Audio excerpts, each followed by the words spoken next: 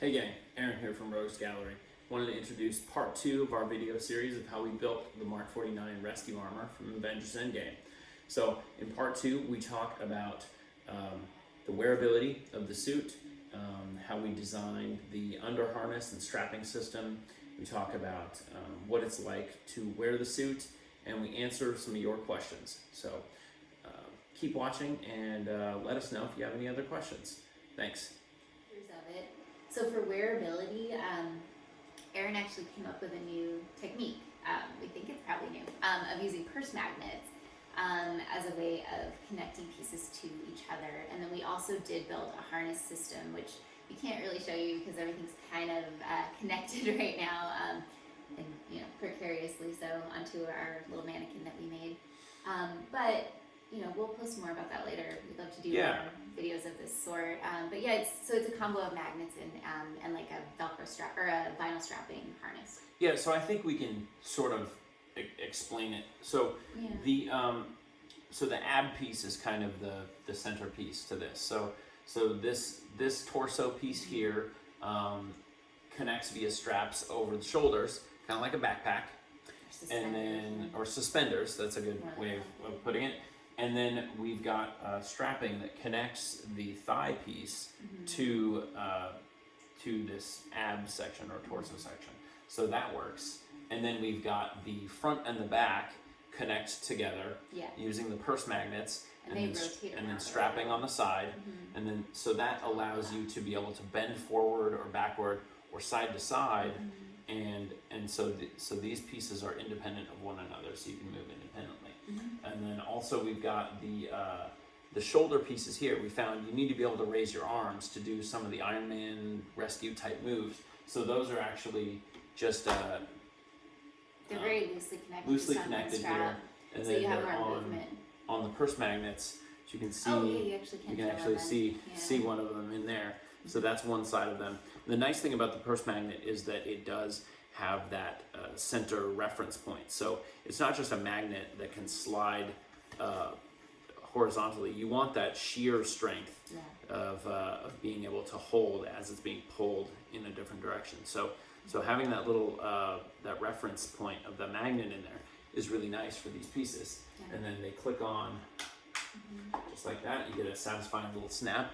So we've got a harness piece that runs from the shoulders down this way, and each of these pieces are then connected in similarly with the purse magnets. Right, and that's like what, 2-inch vinyl strapping?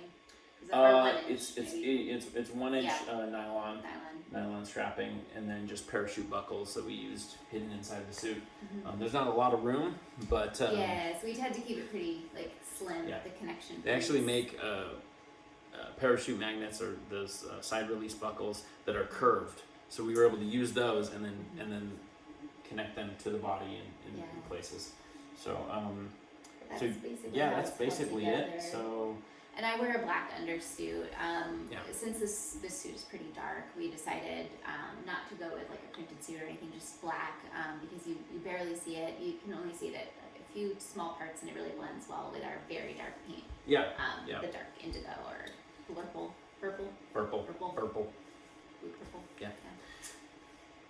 As far as wearing it goes, so I've gotten a lot of questions, is it comfortable?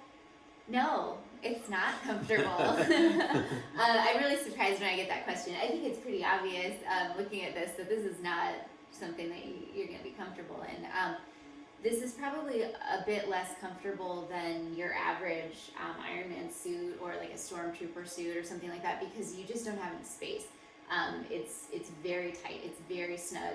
My movement is very restricted when I wear this, but the way we looked at it is that was a sacrifice we were willing to make because we really wanted that snug fit, and we just were very laser focused on trying to achieve the movie look of a very feminine figure. And if you want to achieve something like that, unless you made it extremely oversized, to keep it kind of more normal person sized and similar to my size, we had to make a tight fit. So because of that, and because of some of the design features of this gorgeous suit, they're not really features that are very conducive to movement. So one example is this arm piece. You can see how long the wrist is, and it's a very beautiful feature. It's very graceful and elegant, but it overlaps over the hand. So that means that I can't do this move. Go like that. Yeah. Which is a very classic, Iron Man or rescue type pose, but it's very difficult to do in this suit. In the future, we may modify this in some way so that it can bend more for those types of poses. But at this point, we just really went for accuracy over comfort, over flexibility. We just wanted to kind of try to turn what we'd seen on the screen into a suit that was wearable, if not, comfortable and flexible. So we built in flexibility where we could, but it's pretty challenging. But luckily, I've got my mechanic right here, and Erin has been, on hand helping me with this. I don't think I could manage wearing the suit alone and just kind of wandering around. You kind of would need a handler if you're doing something like this. Yeah, and I think that's one of the trade-offs in building Iron Man suits. We've joined some few of the online communities. There's an Iron Man Builders Facebook group. Check those out if you're interested in building a suit of your own. And really what it comes down to is those trade-offs between, looking like a statue versus wearability. Yeah. And depending on what you're going to do with your suit, you might choose a different medium. So foam is great to be able to move in. It's much more flexible and more comfortable. A lot of times you can put it on yourself, which is something that she can't do with this suit. And there are a lot of pros to picking foam over a 3D print or fiberglass over a 3D print or something like that. So I would say, there isn't one right answer. It depends on what you're trying to do, what look you're trying to achieve. Right. And that's really sort of the difference. So do some research and, decide what works best for you if you're looking to build a suit like this. Yeah. And we, again, tried to go with, we wanted this to end up looking like an action figure. And I think, we pretty much achieved that. And we looked at a lot of different makers who do the different 3D models, and Do3D by far was the most accurate. And I know some folks have criticized some of their work in the past, and we've only worked with them more recently, and I gotta say it's been nothing but positive for the quality of the models and the accuracy. Yeah. There are only a few rescue models out there, and this is by far the best one. We definitely did some research before we purchased, and we're very happy with the model. I think that as we were going through the process of finishing the print, we started to notice little tiny beautiful details that it's so intricate that mirrored the original concept art, and we were just really impressed. We're blown away with this model, and happy to have had the chance to make it. Yeah. So Q&A. You want to do a little Q&A? Let's do some Q&A. Okay, it's just me and you. Okay, very good. Well, we'll take turns. Okay. Who goes first? You go first. I go first. You go first. You got a question for me? Okay. Yeah, I have a question for you. Okay. Do you take commissions? I want one. So that's a question we've actually had to deal with more lately, which we're really flattered because we're like, wow, it's nice that you like our stuff that much that you think we would, sell stuff like this. But we do not. We don't take commissions. Cosplay is just a hobby for us, and we know like some people build things and sell them, and they build the most wonderful things, and you should support people who are making these amazing things for you. But that's just not us. We're just cosplayers, and we make and build things, and then we wear them, and that's all we do. So no, we won't make you win. I'm sorry. It's not gonna happen. But I have a question for you. Okay, all right, let's have. Okay. So when people have asked us about commissions, they've kind of thrown out some numbers about what they would pay for something like this. What do you think? First of all, what did this cost, and what do you think something like this? What did it cost in raw materials and then hours of work? What would that look like? So this build in particular, if we're just looking at raw materials, so I would say the cost of the file, the cost of I think 10 to 12 rolls of Hashbox PLA, the paint, the various strapping, nylon, Velcro, magnets, parachute buckles, LEDs, all of that stuff. I would say we're probably looking at, for something like this, I would say $1,500 to $2,000. which is by far the Materials most expensive alone, thing we've ever tried to build. Yeah. So that's just raw materials. That does not account for the print time, the printers themselves and what they cost, Right. and all of the finish time, assembling, sanding, all of that. So we estimate with all of the, the sanding and the painting and all of our time, not including print time, because that's we count that as sort of idle, right? But the I would printer's count running. like 3D modeling The time. modeling and the scaling and on stuff it, like that is probably somewhere in the ballpark of 300 hours into this suit. So you need, 6 weeks of the 3D printers running full bore, and then you'd also need 300 hours to make something like this.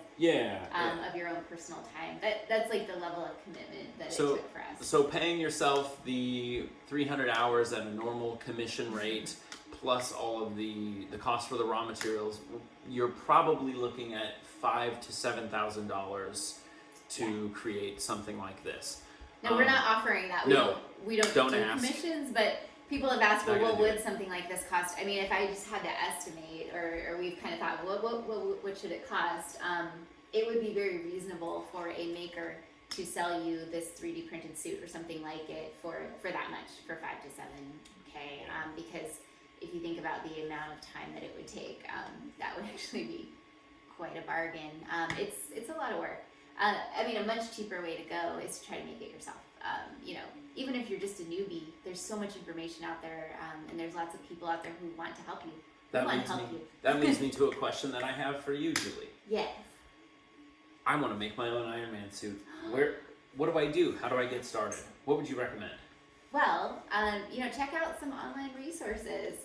You can find videos like this one. I hope this has been helpful, but there's probably lots of other even more helpful videos out there where people explain their process. And there's lots of do-it-yourself how-to videos about using 3D printers if you're just getting started. You can buy a 3D printer pretty cheap. I mean, our cheaper one, the smaller printer, what was it, a couple $100? Yeah, it was like $250. So, I think people think 3D printers are kind of, or maybe out of their price range or whatever, but, look into it if that's something you're interested in. But if you want to go the cheaper route and you want to build a rescue suit or any sort of, large build or Iron Man build, foam would be a much less expensive way to achieve something really amazing. We've seen some foam builds, foam Iron Man suit builds that are just incredible. They will blow you away. And you really can't tell that they're made out of foam with the way that some people finish them. It's incredible. So I would say if you're looking for a cheap way to get into this, maybe you're just kind of getting started, foam would probably be your best bet. Try to follow some channels, join some groups. The Iron Man Builders group on Facebook is fantastic for getting started. They're really kind and accepting and welcoming to newbies. And just the RPF, the replica platform, that's a great place to start too. Huge resource. Yep. I would say start looking into builds that are like what you want. So if you have a specific suit in mind, go find someone who's making that suit. Look it up online. Go to the RPF or the Iron Man Builders group, just on Facebook, and find someone making that thing that you want to make, and try to do what they're doing. Ask them questions. I mean, if people are posting their stuff out there, they want to share it with you, and they're probably going to be really receptive to you asking them questions. That would be my recommendation, so that you don't get stuck right away, and you can have somebody who can kind of guide you. Thanks. Yeah. Let's see. Any other questions? I feel like that's most of what we get asked about. I guess I will stand up next to the suit if you're curious about like what sizing looks like, because people have asked me that. Here's me, and here's the suit. She's doing it. That's it. So that's it. Yeah, you can see that it's very custom. People have asked if they could buy my suit or if they could wear my suit. Definitely not. The way that we made it, it just fits me. Yeah. And if you make something like this, that's probably what's going to happen with you as well. So buying somebody's used suit, it's pretty tricky. It's not a great idea unless you happen to be exactly the same size as them, because with 3D printing or with foam, everybody's limbs are different sizes. Just because someone's the same height as you, proportions may be totally different. Yep. So if you're doing something of this sort, you're going to want to make sure it's custom sized. If you're getting it commissioned, that's great. You just need to make sure they have all of your information. If you're building it yourself, you know, you're just going to use your own body sizes and proportions to dictate how you make the suit. Cool. So to finish this video off, a couple shout outs and important resources that we should mention. So number one, do3d.com. They have tons of different armors, and not just Iron Man and not just Marvel stuff. They have Star Wars. They have all kinds of awesome stuff. So check them out and send them an email if you're interested in any of their models. They're really great to work with. We've bought probably a half dozen things from them now. We're gonna keep going working with them because we're really impressed with the quality of their models and the accuracy as well. Yeah, lots of detail. So second shout out, and I forgot to mention this earlier, but Julie mentioned all of the scaling and the proportions. One thing that really helped us out is a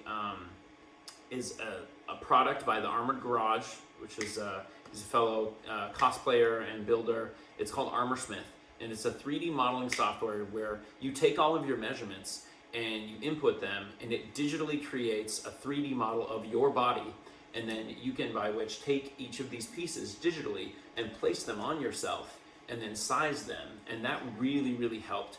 Really sped us up. That's so helpful. So check out the Armorsmith software by Armored Garage. I think it's $30, and I promise you, it pays for itself so many times over. You know, a lot of times in 3D printing, you look at a model and then you print it and it's the wrong size, and you got to do it again. You do it 4 or 5 different times. Very wasteful. You will cut down on all of that if you get a good modeling software where you can scale properly. So the Armored Garage, Armorsmith software is super helpful. There's been a few folks that have really helped us out during this build. One of which I got to call out by name, Frankly Built on Instagram and YouTube and Facebook.